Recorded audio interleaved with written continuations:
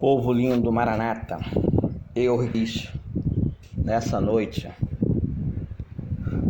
eu estou na rua meditando, falando com Deus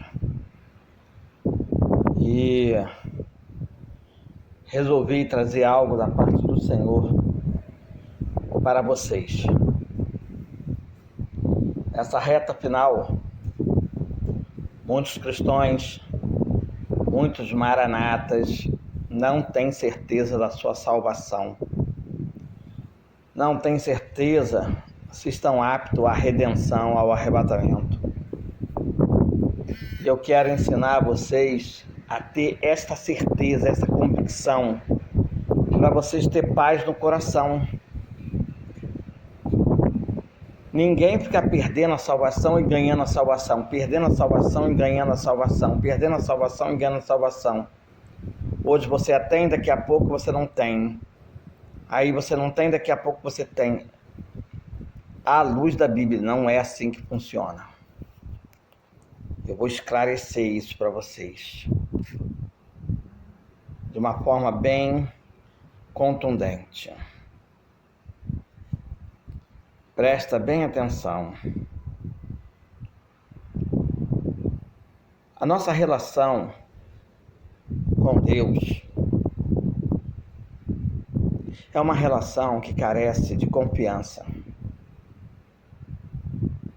Eu preciso confiar naquilo que Ele me fala e Ele confia naquilo que eu falo para Ele.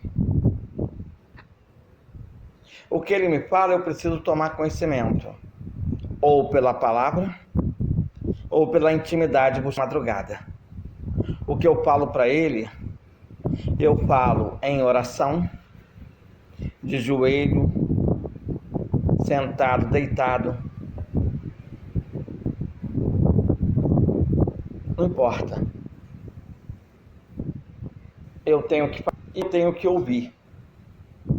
Uma vez que Ele fala e eu ouço, uma vez que eu falo e Ele ouve,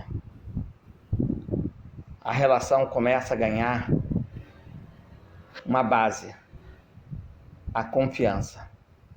A confiança é a base de todo relacionamento. Eu confio no que Ele me fala e, por sua vez, Ele confia no que eu falo para Ele.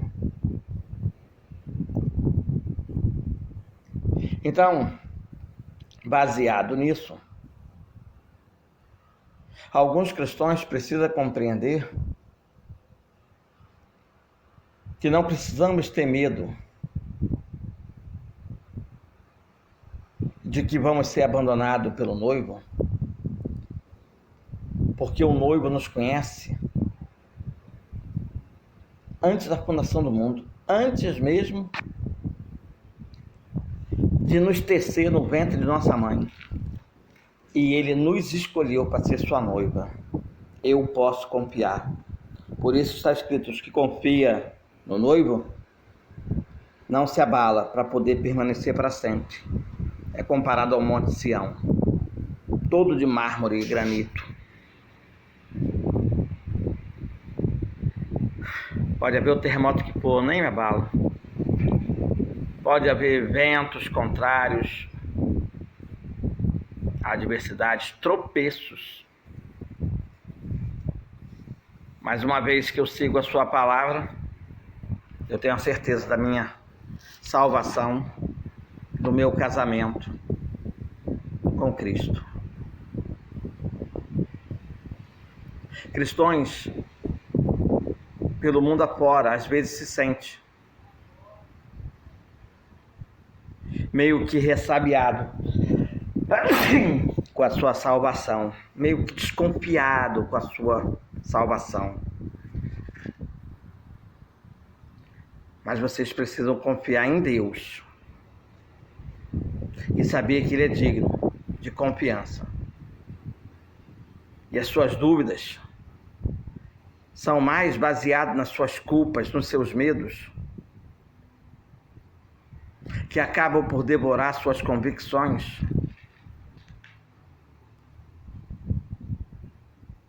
De que você permanece dele eternamente. Suas culpas, seus medos provêm muitas das vezes de ato contínuo, de algum pecado que insiste em permanecer em vossas vidas, de forma contínua. E por isso a maioria de vocês temem serem abandonados pelo noivo. E é horrível viver um dia após dia com medo de ficar de fora do casamento tão esperado em 6.000 anos de existência. Você precisa agora ter a certeza da vossa salvação. A certeza da salvação é ao mesmo tempo profundamente pessoal e profundamente doutrinário. Sim, profundamente doutrinária. Ela estava no coração do debate da reforma. A reforma protestante. A Igreja Católica Romana dizia que um cristão não pode ter certeza da sua salvação sem primeiro ter uma extraordinária e direta revelação de Deus. Como ela deixou muita gente frustrada nessa época, desanimada, que acabaram, a maioria, recuando, porque por mais que fazia, não encontrava uma intimidade com o Criador direta. Porém, os reformadores, como João Calvino, disseram que a certeza da salvação é o direito de nascimento de todo crente. Nascer de novo. Embora ele possa ser experimentado em graus variáveis, ele sabe que ao aceitar Jesus, nascer de novo, ele tem o direito da salvação. Agora, precisamos primeiro entender o relacionamento entre a fé e a certeza. A certeza surge da essência da fé, assim como maçãs crescem naturalmente em macieiras. A certeza é a cereja do bolo. A certeza é a cereja do bolo da fé. A essência da fé é a confiança. A fé compreende o Deus da aliança e o considera suficiente. Como diz o Salmo 18, verso 2, o Senhor é o meu rochedo e o meu lugar forte e o meu libertador, o meu Deus, a minha fortaleza, em quem confio. Portanto, os crentes podem, de forma legítima, ter certeza da sua salvação. Davi confessa: o Senhor é o meu pastor. Salmo 23, verso 1.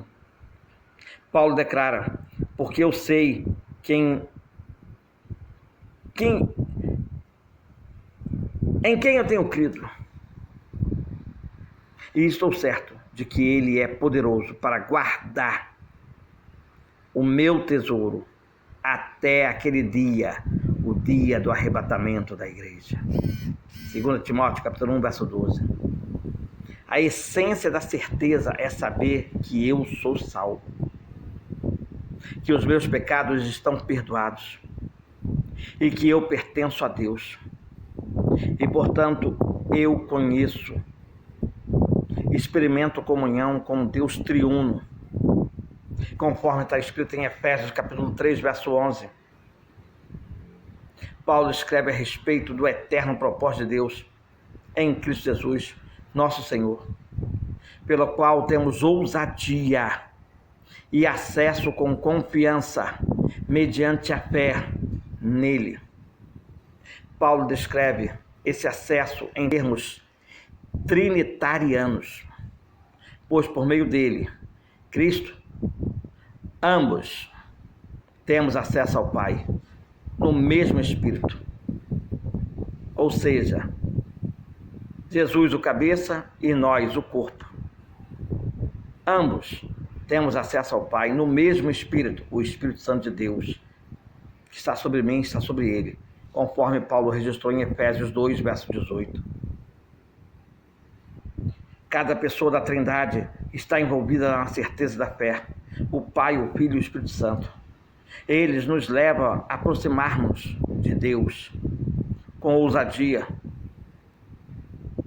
como o nosso misericordioso e glorioso Abba Pai deixa registrado em Romanos 8, verso 15. Ele também deixou registrado em Salmo 103, verso 13. E Paulo reforça em Gálatas 4, verso 6. Nós temos essa ousadia para com Deus, através da obra de Cristo, de morrer na cruz e nos atrair para perto de Deus em paz, conforme está registrado em Efésios 2:13. O Espírito Santo nos capacita a experimentar a alegria e a paz de sabermos que somos filhos de Deus, conforme está registrado em Romanos 8:16 e Gálatas 5:22. Conforme confiamos em Cristo, o Deus da esperança nos enche de alegria e paz pelo poder do Espírito Santo, conforme descrito em Romanos capítulo 15, verso 12. Contudo, certeza não é algo automático. A confissão de fé, segundo eu, Ricardo Luiz Penso, nos diz que verdadeiros cristãos podem passar por muitos conflitos sem certeza da sua salvação. Está bem descrito pelas cartas de Paulo em sua obra missionária. Certeza é o fruto da fé salvífica. Assim como uma geada fora de tempo pode evitar que uma árvore dê frutos por uma estação, assim também a certeza pode não existir por um tempo, mesmo onde há fé verdadeira. E um crente pode, por um tempo, não ter essa certeza. Aqui no Grupo Maranata e outros grupos que eu participo, várias pessoas no privado me deixam bem claro o medo, a incerteza que tem da sua salvação, por causa desses momentos tempestuosos que por vezes fazem cambalear e tropeçar a alma adoradora do Senhor. Mas eu quero vos dizer que um filho de Deus pode andar em trevas. Está em Isaías, capítulo 50, verso 10. Pense em Davi, que implorou: não me repreendas, Senhor, na tua ira, pois já se elevam acima de minha cabeça as minhas iniquidades. Está registrado em Salmo 38, verso 1. Davi estava andando em trevas, cobiçou a mulher casada do seu próximo, do seu soldado, do seu valente Urias.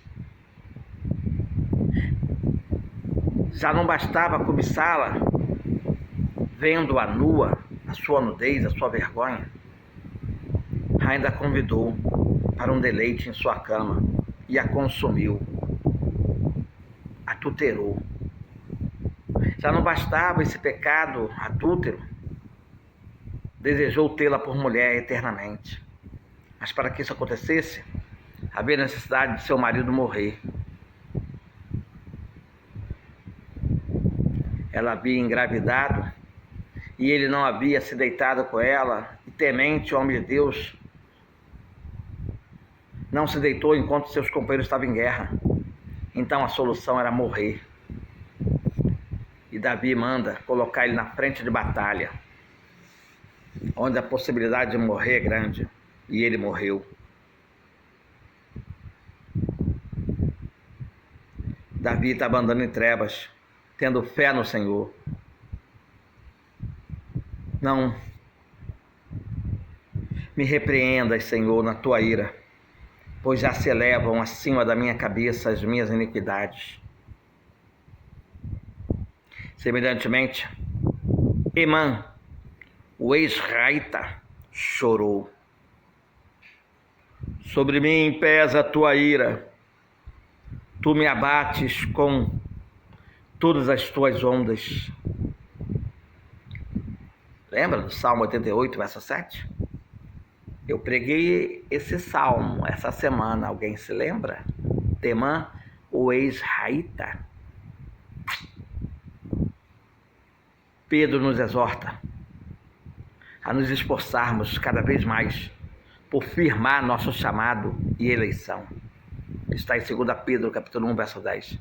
As suas palavras indicam que um cristão pode encontrar certeza de que Deus o escolheu e o chamou para a salvação em Cristo. Tal certeza é normalmente inseparável do andar com Deus na fé. Uma infalível segurança da fé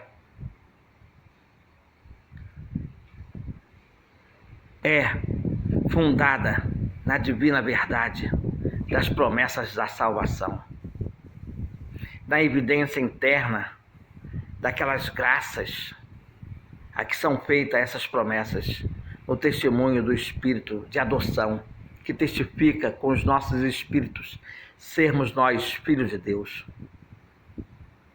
Examinemos cada um desses meios de alcançar essa segurança. Examine comigo. A maneira de buscá-la é, em primeiro lugar, procurar arduamente conhecer a Deus, a mente de Deus, o psique de Deus, o coração de Deus, a vontade de Deus, os mandamentos de Deus, os projetos de Deus, os sonhos de Deus.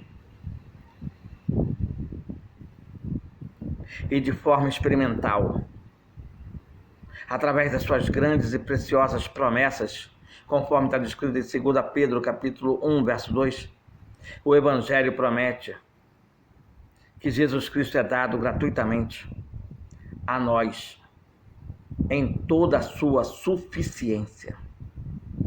Se você vê essas promessas como sim, Cristo basta, Cristo é o suficiente para a tua vida hoje. Se você enxerga essas promessas de Deus acerca de Jesus Cristo como único e suficiente para nossas vidas, você será fortalecido para dar o seu amém a elas, conforme está ensinado em 2 Coríntios, capítulo 1, verso 20. Confiar em Deus e em Cristo Jesus quando não sentimos nada, além de culpa e destruição dentro de nós, é a maior honra que podemos dar a Deus. Devemos buscar crescimento espiritual ao agir a partir das promessas. O apóstolo Pedro disse que Deus nos deu as suas promessas para que por elas nos tornemos coparticipantes da natureza divina. Isto é, para que sejamos conformados à imagem de Deus, conforme nos foi ensinado em 2 Pedro, capítulo 1, verso 4. Esforça-te para crescer em virtude. Esforça-te para crescer em conhecimento de Deus. Esforça-te para crescer em temperança. Esforça-te para crescer em paciência. Esforça-te para crescer em piedade. Esforça-te para crescer em fraternidade. Esforça-te para crescer em amabilidade. Esforça-te para crescer em caridade. Esforça-te para crescer em feitos de obras sociais. Esforça-te para crescer em jejum. Esforça-te para crescer em madrugada com Deus. Esforça-te para crescer em números aumentados de orações. Esforça-te para fazer discípulo. Esforça-te para ganhar almas. Esforça-te para resgatar almas. Esforça-te para libertar almas. Esforça-te para conhecer a Deus na essência, na plenitude. na exatidão. Esforça-te para ser cheio do Espírito Santo de Deus. Conforme crescemos em nossa capacidade de guardar os mandamentos de Deus, podemos estar seguros de que pertencemos a Ele, conforme está registrado em 1 João, capítulo 2, verso 3. Mas agora aqueles que persistem em baixos níveis de obediência, em baixos níveis de busca, experimentarão, no máximo, baixos níveis de crença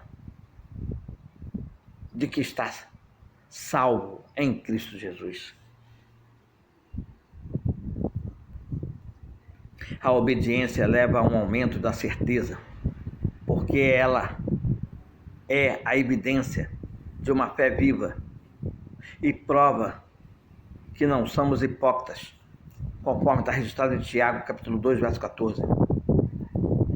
Boas obras não nos salvam, está em Efésios, capítulo 2, verso 8. Mas uma vida de retidão e amor é uma forte evidência do nosso novo nascimento, descrito em 1 João, capítulo 2, verso 29. Aquele que entende corretamente a promessa da aliança não pode ter certeza da sua salvação a menos que perceba em si mesmo verdadeira fé e arrependimento. Se você percebe em si mesmo que você tem uma fé genuína e um arrependimento genuíno de cada pecado já cometido e de cada falha que ainda insiste em existir na sua jornada cristã de oração, de clamor, de súplica, de serviços prestados ao reino de Deus, por ainda estar no corpo corruptível,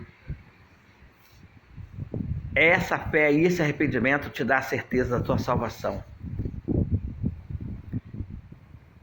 Quando seguimos a orientação do Espírito Santo de andar pela fé em Cristo, experimentaremos o seu testemunho como espírito de adoção. Paulo explica isso em Romanos 8,14. Experimentaremos o testemunho do Espírito Santo de que nós fomos adotados como filhos de Deus. Basta continuar focando no alvo e querendo crescer mais e mais no conhecimento de Deus, na intimidade com Deus. Todos esses meios de alcançar a certeza da salvação, identificados por muitos teólogos, mas não aplicado em função de não ter registrado no coração,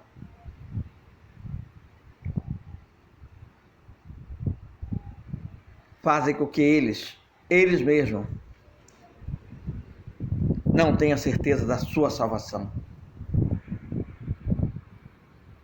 O Espírito Santo nos leva a abraçar as promessas de Deus, nos mostra as evidências externas da graça e em nós testifica com os nossos espíritos de que somos filhos de Deus.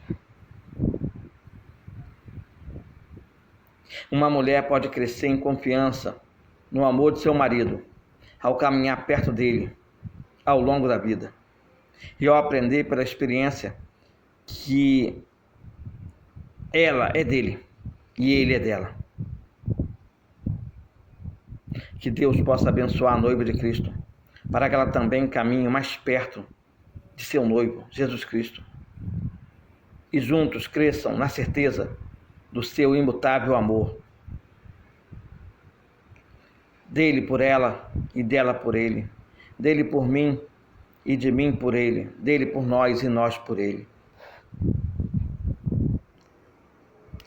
Cresça na graça, no conhecimento e na certeza da sua salvação, da sua redenção, do seu arrebatamento, do seu casamento com o noivo Jesus em breve.